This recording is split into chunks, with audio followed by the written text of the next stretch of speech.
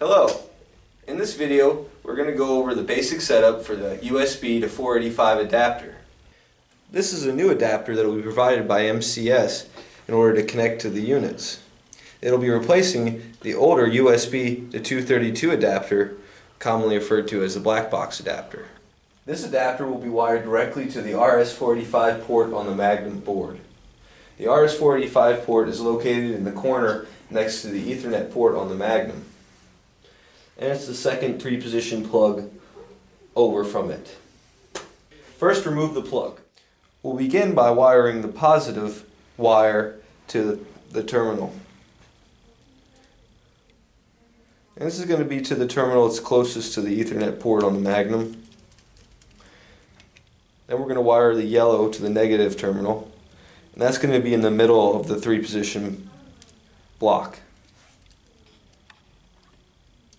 Be sure, after you get these tightened down, that you are only on the conductor in the terminal, and that you're not pinching any insulation, as that could cause communication problems. Once wired, plug it into the board. Plug the adapter into the USB port on your computer.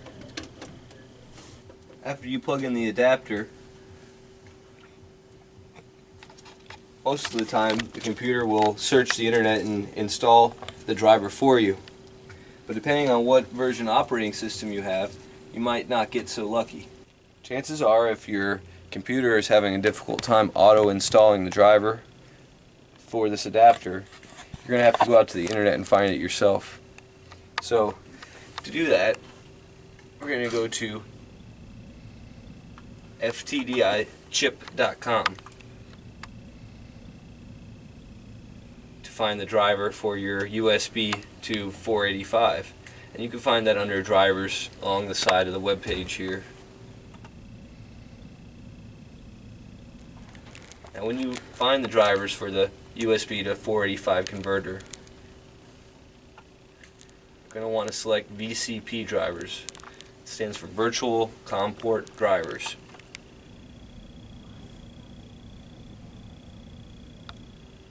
And we're going to select the Windows driver, Setup Executable.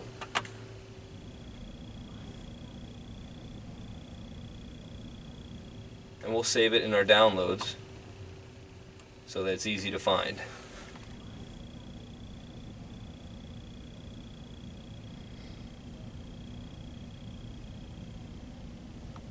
And it doesn't matter what directory you choose to save this in, it's just for your own ease of finding it.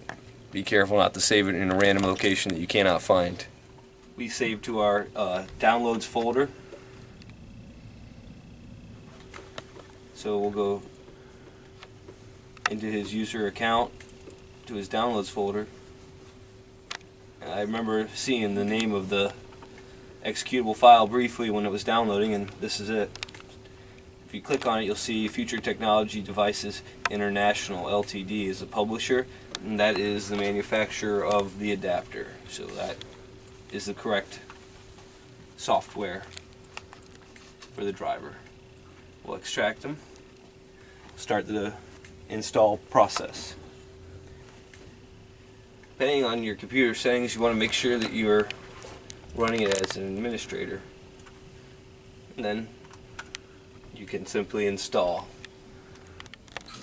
At which point, let's go back to the control panel, device manager, or if you're using an older XP, you go to system, and then you'll be able to find your device manager. And let's go down to ports, COM and LPT. And then in the bottom, we'll see the USB serial port in the list.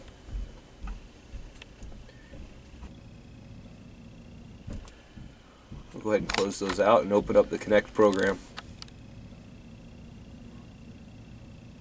Let's verify your setup. Go into Options.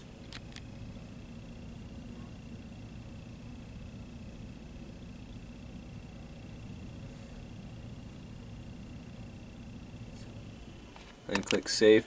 Oh, also double check your baud rates at 19200. We verified that earlier in the keypad.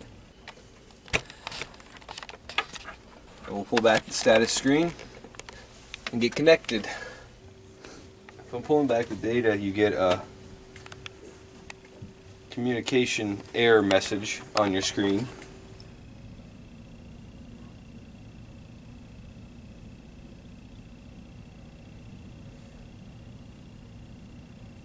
Which will look something like that. And you keep getting these messages when you're trying to connect to the unit. Go back to the USB serial port and select Properties.